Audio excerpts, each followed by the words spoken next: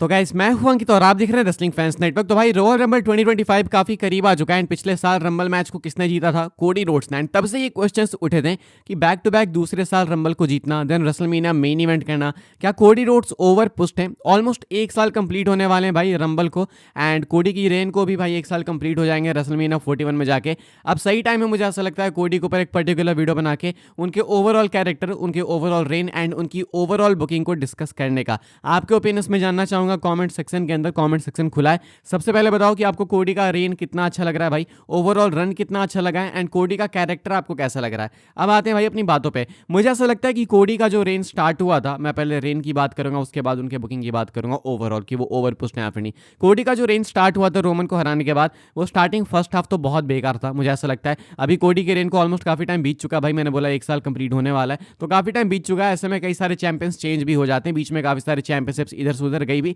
लेकिन कोडी still champion है। तो जो फर्स्ट हाफ था वो मेरे हिसाब से बहुत ही ज़्यादा बेकार था। शायद मैं जेम्स एल्सवर्थ के रन को याद रखूंगा, मैं शायद एंजो अमोरे को याद रखूंगा, लेकिन वो फर्स्ट हाफ में याद नहीं रखना चाहूंगा। लोग अभी भी दलील देते हैं कि कोडी रोड्स के मैचेस अच्छे थे, but no one cares about matches भाई, स्पेशली व्हेन आपके पास ये वाली टाइटल है जो रोमन रेंस ने इतनी ज़्यादा लेजेंडरी बना दी, इसको क्रिएट किया रोमन ने कि भाई ये टाइटल है जो कि सिनेमा के लिए ही जानी जाएगी। रोमन के मैचेस को ज़्यादा अप्रिशिएट नहीं किया जाता बिकॉज रोमन के मैचेस में स्टोरी टेलिंग होती थी, रोमन के फ्यूड्स में स्टोरी टेलिंग होती थी। एंड अब कोडी रोड्स की बात करें तो कोडी के फर्स्ट हाफ में लोग रेसलिंग की दलील देते थे कि रेसलिंग मैचेस अच्छे हैं। मुझे ऐसा लगता है भाई शायद वो वर्ल्ड हैवीवेट चैंपियनशिप जो दूसरी वाली टाइटल, उस पर ज़्यादा वो मॉनिकर सूट करता है। ये वाली टाइटल सिर्फ आप बोलो भाई मेरे अकॉर्डिंग स्टोरी टेलिंग के लिए ज़्यादा जानी चाहिए, बिकॉज रोमन ने इसको उसी कारण से रेलेवेंट बनाया है। इसलिए कोडी का जो फर्स्ट हाफ था वो मुझे बहुत बेकार लगा। कुछ मैचेस डेफिनेटली अच्छे थे, लेकिन अगर उसमें टाइटल नहीं भी होती तो भी कोई फर्क पड़ना नहीं था, ये सिंपल सी बात है। उसमें वो चीज़ नहीं थी कि भाई सामने वाले चैलेंजर को वो टाइटल लेने की भूख है या फिर कोडी से कोई रियल लाइफ हीट है।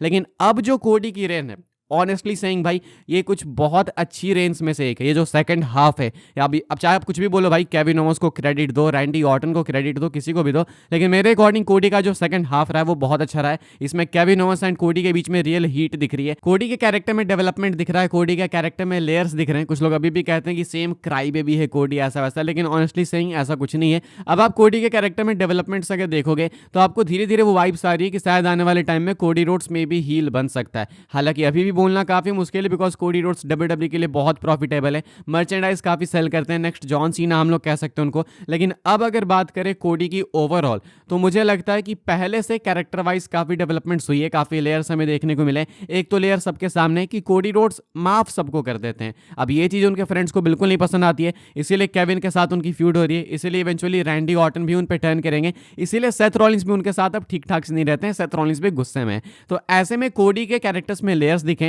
एंड ये मेन चीज होनी चाहिए एक चैंपियन में। जब तक आपका कैरेक्टर डिफाइन नहीं होगा तब तक आप टाइटल को लेके घूमो, चाहे भाई ट्रॉफी लेके घूमो, चाहे डब्ल्यूडब्ल्यूई के माइक को लेके घूमो, तीनों चारों चीज सेम ही है। अब ऐसे में मुझे लगता है कि डेफिनेटली डेवलपमेंट्स है, तो इसका मतलब है कि रेन अच्छी गई है, सेकंड हाफ में बिल्कुल अच्छी गई है। अब आप मुझसे क्वेश्चन अगर पूछते हो कि क्या आप कोडी को रेसलमेनिया 41 में रिटेन करते हुए देखना चाहोगे, ये मैं स्टिल नहीं चाहता। मुझे लगता है कि रेसलमेनिया 41 काफी सही टाइम होगा कि कोडी रोड्स टाइटल ड्रॉप करें। इसके पीछे का रीजन ये है कि अगर कोडी यहाँ पे टाइटल ड्रॉप नहीं करेंगे तो ये फर्स्ट रेन इनकी बहुत ज़्यादा बोरिंग हो जाएगी। जैसे मैंने बोला फर्स्ट रेन में इनका जो फर्स्ट हाफ था बहुत ज़्यादा बेकार था, सेकंड हाफ अच्छा था, एंड आई एक्सपेक्ट कि रेसलमेनिया तक अच्छा जाने वाला है। But WrestleMania is the right place, वहाँ पे कोडी को टाइटल ड्रॉप करनी पड़ेगी। उसके बाद फिर से एक साल बाद या 6 महीने बाद, 7 महीने बाद कोडी वापस से इस टाइटल को कैप्चर कर सकते हैं, एंड इसके बाद एक बहुत लंबी रेन दे सकते हैं, मे बी 2 साल लंबी रेन या फिर 2.5 साल लंबी रेन तब दे सकते हैं। बिकॉज जब वो सेकंड रेन आएगी इनकी तो काफ़ी कुछ बदल चुका होगा कोडी के कैरेक्टर में, काफ़ी कुछ लोग जान चुके होंगे कोडी के बारे में,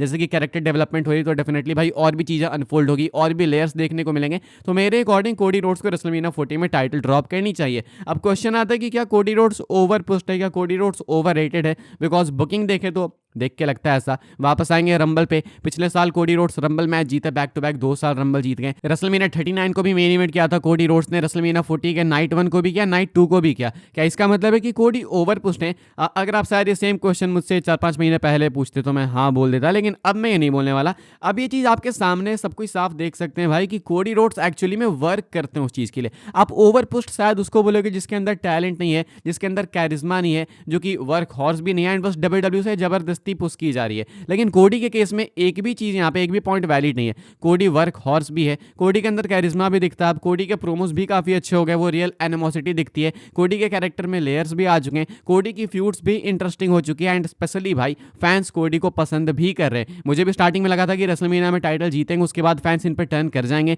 कुछ टाइम बाद करने भी लगे थे, लेकिन फिर भी भाई आप देखो तो कोडी के रेन में फैंस स्टिल उनको सपोर्ट करें, न्यू फैंस भी बनते जा रहे हैं। तो मुझे लगता है कि ओवर पुस्ट नहीं बोल सकते, because definition over पुस्ट over rated की यही है कि सुपरस्टार डिजर्विंग नहीं है, लेकिन जबरदस्ती उसको पुश किया जा रहा है। कोडी रोड्स 100% डिजर्विंग है, इससे पहले इन्होंने स्टार डस्ट बन के काफ़ी कुछ सहा भी है, तो अब इतना तो डेफिनेटली डिजर्व करते हैं। अब एक पॉइंट यहाँ पे ये भी उठता है भाई कि क्या कोडी रोड्स को रेसलमेनिया 41 को मेन इवेंट करना चाहिए, ये भी एक क्वेश्चन है कि क्या Cody Rhodes WrestleMania 41 main event करना डिजर्व करते हैं या नहीं।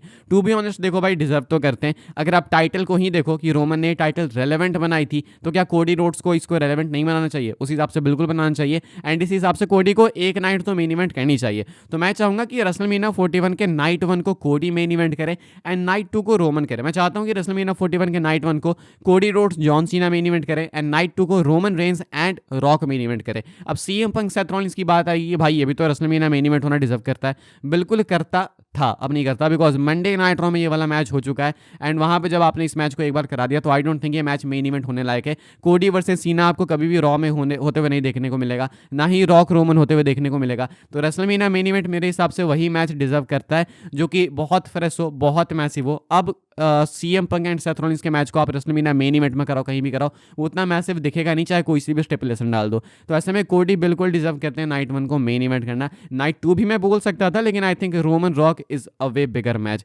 बाकी अगर ओवरऑल बात करें कि क्या कोडी की रेंज से मैं सेटिस्फाइड हूँ, now I think yes. And अगर कोडी रेसलमेनिया 41 में रिटेन भी कर लेंगे तो भी ज़रा दिक्कत मुझे होगी नहीं, बिकॉज मुझे लगता है कि रेन अब बैलेंस हो चुकी है। स्टार्टिंग में काफ़ी डाउन हिल गई थी, फिर उसके बाद ऊपर गई, फिर नीचे गई, लेकिन अब एक स्टेबिलिटी आ चुकी है। अब एक क्वेश्चन स्टिल है मेरा कि क्या केविन ओवंस की फ्यूड खत्म होने के बाद वापस से वही वो वाली रेन बोरिंग रेन चालू हो जाएगी? मुझे लगता नहीं है, बिकॉज कैरेक्टर डेवलप हो चुका है। तो ऐसे में कई फ्यूड्स मैं देख सकता हूँ, रैंडी ऑर्टन के अगेंस्ट, सीएम पंक के अगेंस्ट, जॉन सीना में भी वापस से सेथ रॉलिंस आ सकते हैं एंड अभी रोमन रेंस भी बाकी है। तो अगर इतने सारे नेम्स आ चुके हैं भाई मेरे दिमाग में, सो आई थिंक रेन बहुत अच्छी जा रही है। मैंने रेसलमेनिया 40 के टाइम ही बोला था कि अगर कोडी चैंपियन बन जाएंगे तो वो किसके अगेंस्ट जाएंगे। उस टाइम 2 ही 3 नेम्स आ रहे थे कि एक जॉन सीना हो जाएंगे, एक रैंडी ऑर्टन हो जाएंगे एंड एक max to max CM Punk. लेकिन अब अगर इतने टाइम बाद इतने सारे नेम्स सामने आ रहे हैं, सो नाउ आई थिंक कि रेन बहुत ही ज़्यादा अच्छी रही है। अब आप इसके बारे में क्या सोचते हो कमेंट करके बताना। मैं तो बस इतना बोलूँगा, I think I like Cody Rhodes, I think I like उनकी रेंज जो अभी तक रही है। आपके थॉट्स आप लिख सकते हो कमेंट्स के अंदर डेफिनेटली। एंड एक पर्टिकुलर वीडियो मैं कोडी रोड्स पर बनाना चाहता था, काफ़ी टाइम से मेरे ओपिनियंस चेंज हो रहे थे कोडी को लेके। सो आई थॉट कि अगर मैंने वो सारी वीडियोस बनाई है कि कोडी की रेन अच्छी नहीं है, बेकार है, ओवर पुस्ट है वो, तो ये भी वीडियो बनानी बनती है। तो आप इसके बारे में क्या सोचते हो लिख के बताना। And it's all about opinions भाई, तो आपके ओपिनियंस बिल्कुल डिफरेंट हो सकते हैं, कोई दिक्कत नहीं है। लाइक शेयर सब्सक्राइब करना। मिलूंगा मैं आपसे अपडेट्स वीडियो के साथ में एंड कल से वापस से वीडियो शेड्यूल पे आ जाएगी नॉर्मल टाइमिंग पे, ठीक है? तब तक के लिए goodbye, thanks for watching.